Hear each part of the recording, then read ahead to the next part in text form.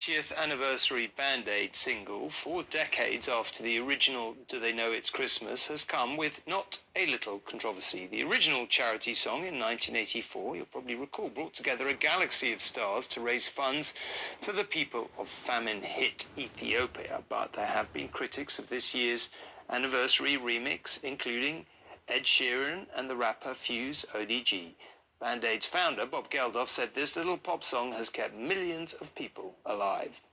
It's Christmas time. It is Band-Aid 2024, but with more than a little help from 1984,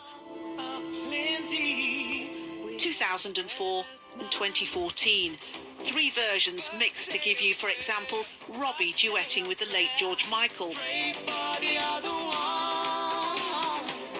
Bono singing one of the more controversial lines from the original.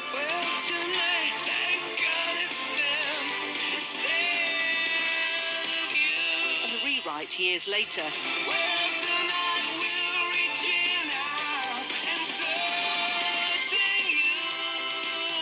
Producer Trevor Horn has expertly blended the recordings in this new charity release for Africa.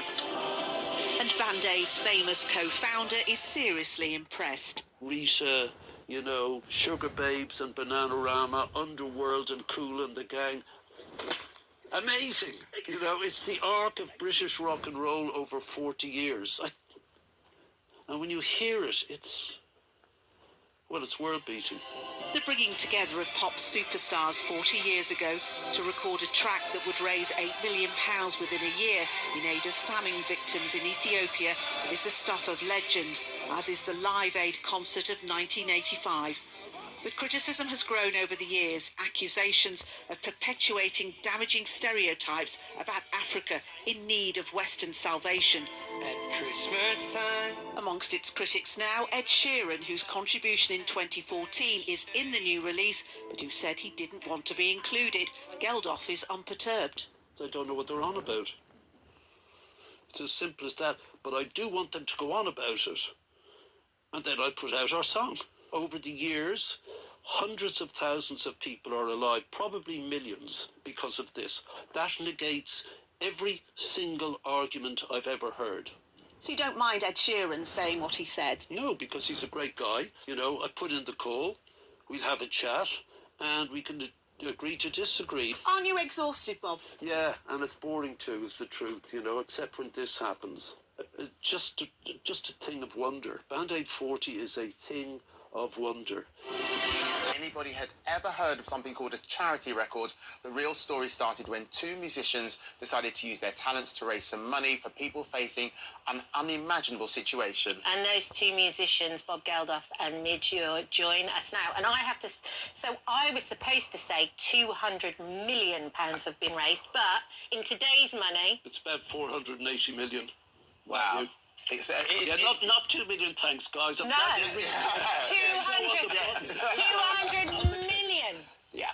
It's amazing. I was just saying, but you said 2. I know, but I corrected it, it, though. though. This before. Never. I'm spring chicken. I just remember, look, it's a real privilege to have you both here. We are, because it's his daughter produces this show right now, so all the camera work is on him. Absolutely, that's the whole point, having daughters. Yeah, precisely. Meanwhile, no one could get you for interviews yesterday, apparently, pre-interviews. Why? I was all over the place. He was all over the place. Exactly. What's your excuse? I was on tour. He's on tour. Oh, my word. He's being a musician. One of us is a musician. Are you still Same great as friends 40 all these years ago, later? by the way. You know what we are? Look at Andy Peters' haircut. Just useless, aren't we? You know, we never see each other. Terrible haircut there. You know, and then the moment years go by and you bump into each other again somewhere, and it's like those years didn't exist. It just instantly comes back again. But we're constantly texting. I'm glad to say Bob now can spell, because he used to text like a teenager, and it would take me hours to kind of reinterpret what he's actually trying to say. I just eliminated the unnecessary consonants. Just don't use vowels or whatever. You know. Bob, when you think about it, it all started with you watching that Michael Burke report. Can you Peace take out. us back to that day and just the process of from that to recording? The key thing is the time of year. It was late October, damp. The Boomtown Rats had this endless string of hits, and suddenly this good song I thought we had wasn't getting traction.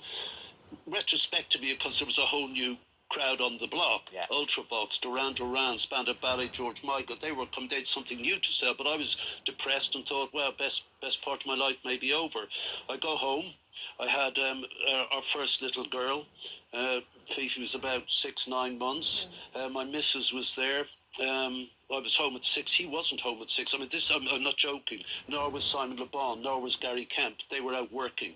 So I turned on the television, 6 o'clock news, and saw this genius piece of journalism, which within a few minutes told you this vast story of horror. And that's why journalism is really important, to tell you the truth about the world. Forget conversation and opinions, the truth. We're looking at Michael Burke now.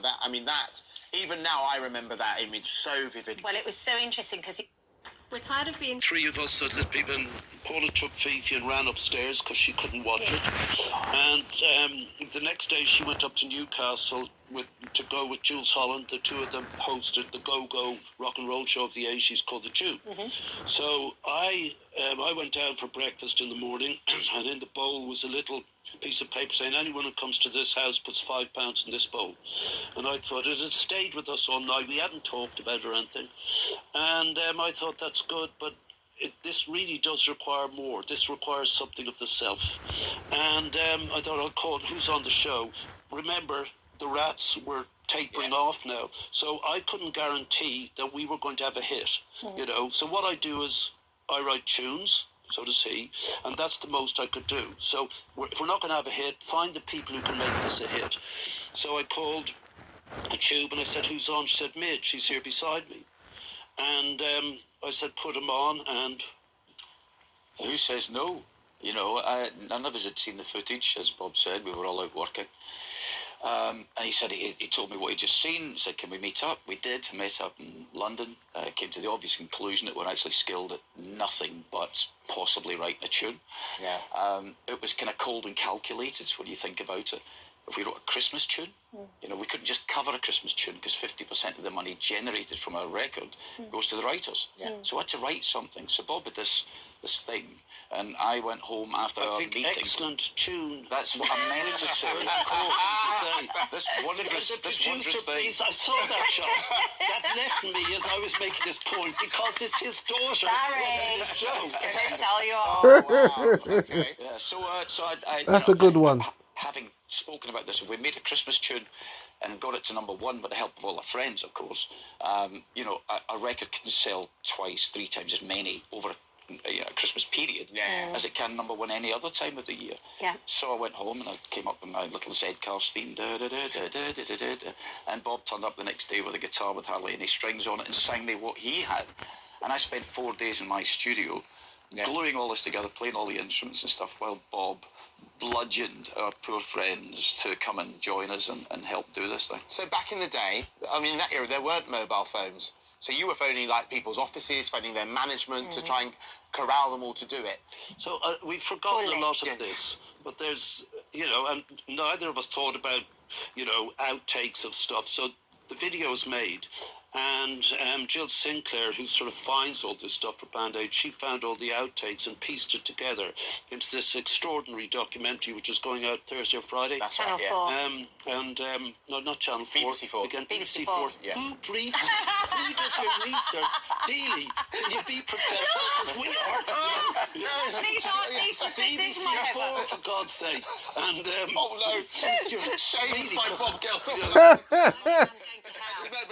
Well done, Bob. Why not? Great. I'll meet him now. He's only joking, Dealey. On the outtakes, which are part of the new video, which is equally extraordinary to the song. I mean, just it's immense. Anyway, we're saying another bit.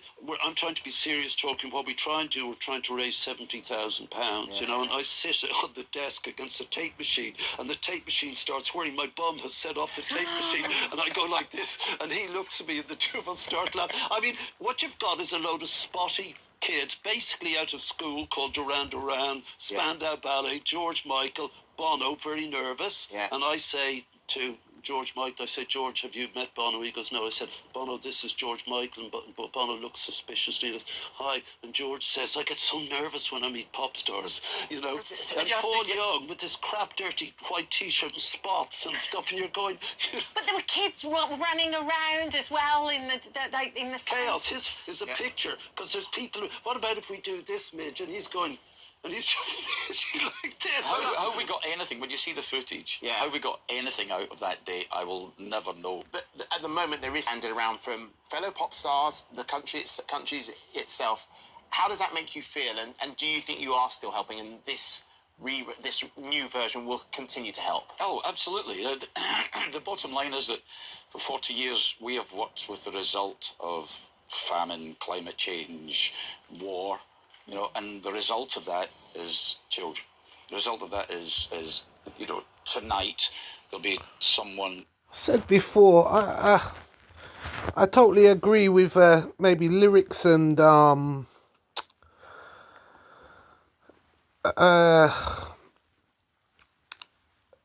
few criticisms, but I would like to thank Bob Geldof and this guy here for the work that they have done for Africa.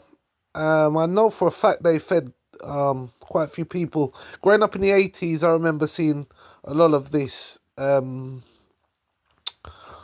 I think we need to be careful about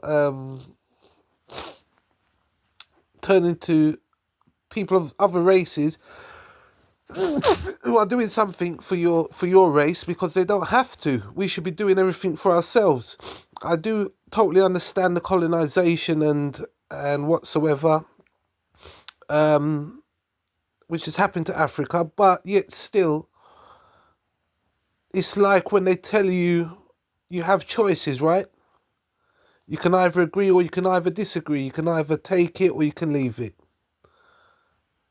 And I think the continent of Africa made huge mistakes, and we're still reeling from these mistakes hundreds of years later.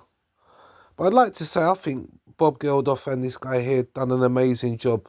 Let me know what you think in the comment section. Like, share and subscribe. Rifleman.